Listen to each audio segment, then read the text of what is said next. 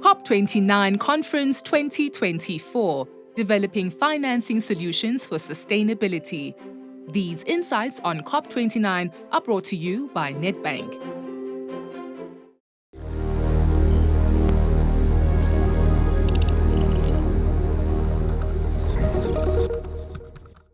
It's probably fair to say that global climate change analysts, commentators and experts at the COP29 conference in Baku, Azerbaijan agree on one thing, and that is there's no firm agreement between developed nations and developing countries on whose responsibility it is to pick up on the costs of transforming countries from old fossil fuel-based industrial processes to new environmentally sustainable green energy models. Joining me now, all the way from Baku in Azerbaijan, is Alex McNamara, Head of Environment at the National Business Initiative, the NBI.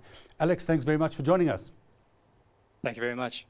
Alex, what is the overall sense at COP29 as it draws to a close and into its third week? Are we closer to an agreement on the broad strokes of a just transition, or is there still a long way to go?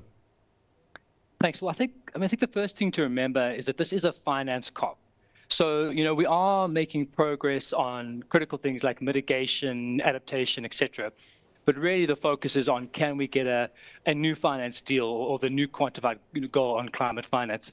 In that case, it's at the moment, it's sort of a work in progress, which is not unusual. As we speak, it's sort of that time of the COP period where the packages around finance are probably being developed or are being developed sort of as we speak. The real proof of the pudding will be on Friday. We see what comes out of Friday. So we will know shortly, I think, is the short answer to your question, where the level of ambition we reach. One of the buzz phrases we're hearing from the conference is that some of the larger developing nations are now saying with more determination that the costs will run into trillions and not billions of dollars. Is that realistic, and can countries, governments and businesses then respond to that challenge? Yes, absolutely. And many developing countries, including the South African government, saying, that we're looking at closer to $1.3 trillion needed annually to support transition. And if we're serious about this commitment to transition, that is the sort of quantum required. I mean, certainly we know we can access that kind of capital in the private sector. So in many cases, this is obviously about unlocking private capital will get us a long way there.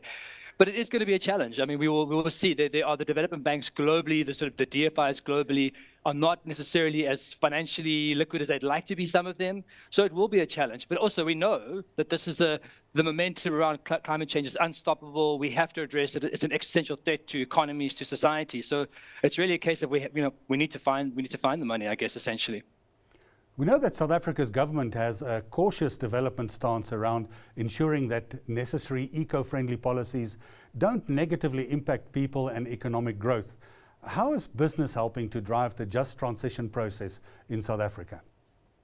Thanks. I mean, business has played an instrumental role so far. So certainly where I come from, the National Business Initiative, the NBI, we led a process to understand how do we decarbonize the economy in each sector of the economy. And that was a process that deeply involved business. So we had CEO champions from a range of sectors supporting us in really understanding what is the fact base about how do we actually decarbonize.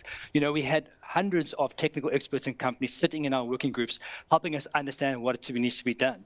And of course, in their own operations, they've done energy efficiency, they've looked at clean energy and renewable energy. But now the step that they're taking now is beyond the fence line, the partnership approach. Because as you say, this is about a just transition. This is critical. We have to think about community livelihoods. We have to think about workers. We have to think about how we invest in the new economy. And I think that's where now we're excited to see many companies coming to the fore, looking at how they diversify, looking at how they support new economic ventures in their own operations, but also in their surrounding regions as well. Some of the main talking points haven't changed. The issue of climate finance, for instance, just transition and social equity remain firmly in the spotlight. Have these been progressed at this COP meeting, or is it back to the drawing board on some of these issues looking ahead at Brazil next year? Yeah. No, I mean, there is progress being made. I mean, I guess going back to my first point, is the climate finance COP, that is the predominant focus, but there are work packages around mitigation, around sort of carbon markets, all of which are progressing. And our minister, for example, has said, we must make progress at every single COP. We can't afford to wait, etc. So those areas are progressing. We will see what obviously comes out sort of Friday, maybe even Saturday out of this. But there are areas of development. But of course, the key focus at the moment is on finance as well. There were perhaps a couple of questions around Azerbaijan and the the real sort of impact of COP29, from a collective point, and also maybe the impact of the recent US elections. It's almost as if everybody's saying this is maybe just a holding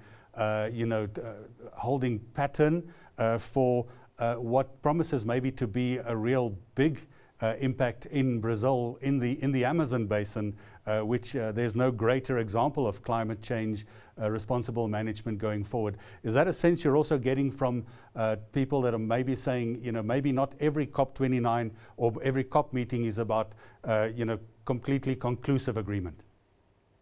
I mean, certainly on the ground, it doesn't feel that way. I mean, the finance is the critical enabler in many ways. So, I mean, many people are saying, no, this is a really critical piece of this puzzle. So I think the sense of the ground is one, that the momentum around addressing climate change is unstoppable. I mean, the amount of, we as NBI co-host the South African Pavilion with the Department of Forestry, Fisheries and Environment, and the amount of practical action that is happening on adaptation, resilience, on local government work, on business work, on just transition. So there's a lot actually happening in this space. So on the one hand, you're seeing a significant momentum and realization of the pace and urgency that's needed, and on the other hand, you're dealing with the finance issue, which is critical as the investment enabler, the way of crowding in additional private sector capital, building partnerships, also through a finance model. So certainly on the ground, it does feel that this is actually still very, very significant. Well, we're going to have to leave it there, but good work and great to chat to you all the way there from Azerbaijan. Alex, thank you very much. Thank you. Bye. That was Alex McNamara, Head of Environment at the National Business Initiative, the NBI, on the line from COP29 in Azerbaijan. You're watching Business Day TV.